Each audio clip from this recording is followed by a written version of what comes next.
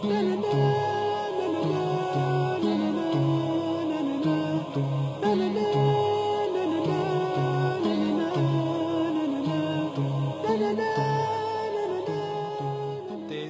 last few years, even months, in the world has shown us an intensification in apocalyptic events. And when I say that, I mean the things that are going on in the natural world. This is probably where the greatest apocalypse is. The natural world, the floods, the earthquakes, the hurricanes, the fires. What is happening in the natural world is unprecedented. The warming of the earth has actually reached a state that they have never imagined possible. Antarctica right now, the huge ice caps are melting. And no doubt, within the next few years, may Allah forbid, but the reality is in the next few years we will be witnessing some natural events which is going to change the relationship of people forever. The earth itself is, in a sense, throwing us off. Human beings have become, to a great extent, like a virus, where we literally infect the body. The places where so-called civilization goes in this past 300-400 years, it literally infects the environment, destroys the water, destroys the atmosphere, and causes confusion. Along with this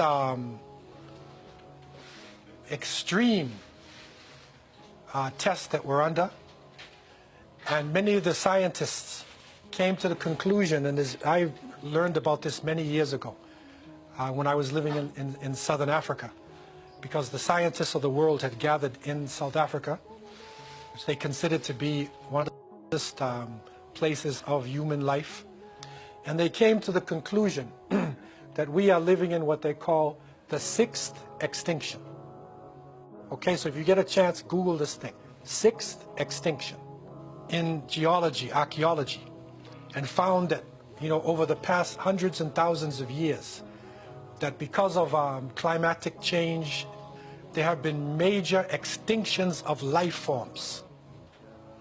So dinosaurs, invertebrates, different things have actually been made extinct, we believe, by the will of Allah subhanahu wa ta'ala. Because if dinosaurs were alive today, we wouldn't have a chance. But by the will of Allah, they were wiped out. This is the sixth extinction. And this one, scientists who don't believe in God say it is mammals and birds.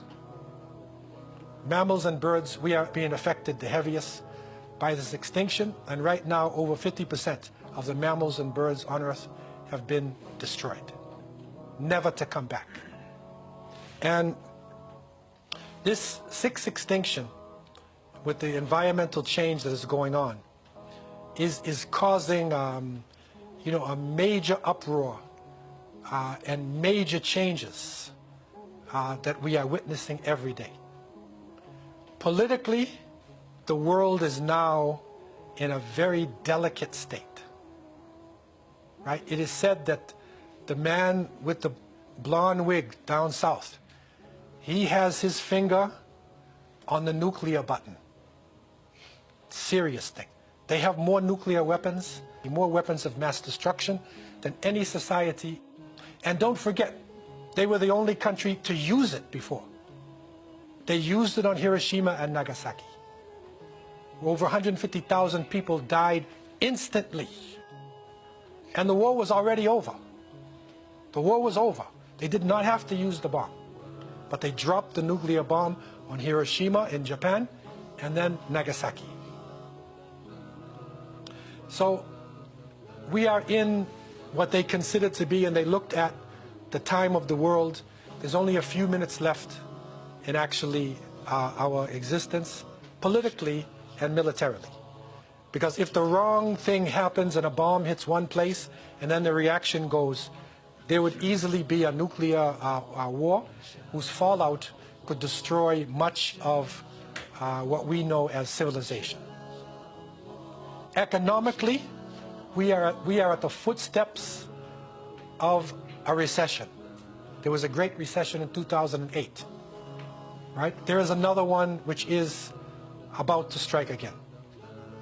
And the recent tariffs that are going on, the trade wars between US and China, is going to put us to the brink of a major confusion economically. And right now, the most important institution in all of our mega cities is the bank. Any city that you go to, and I've traveled to a number of countries, right? Anytime you come into a big city, look at that city, if it's part of the so-called Western civilization, and the biggest building is the bank. Usually the next one, insurance. Mark my words, go to any city and look. And you're going to see. The bankers are actually deciding the politics of the world. And many of your leaders, our leaders, are merely public relations officers. And when the confusion hits economically, right, that's going to hit the source, the bottom line. And we Muslims, who have been blessed with the last revelation, we are in the middle of it. We are in the middle of it. And we thought for a long time that this could not hit us. But if we had our eyes open to our sources, we would realize that Allah subhanahu wa ta'ala told us in Surah Al-Anbiya, وَنَبْلُوَكُمْ بِالشَّرِّ وَالْخَيْرِ فِتْنَةً وَإِلَيْنَا تُرْجَعُونَ. And we shall certainly test you by way of good and evil, and you will all return to us. And a fitna is a trial, a temptation, or punishment. It's even like a confusion. We are not sure which way to go. A trial that you're going through in order to be purified. Because it comes from the Fatuna, the word itself is used when you purify metals like gold or different metals. You do it with fire. You burn it to purify it. Okay? And so this is what we are going through, a type of purification.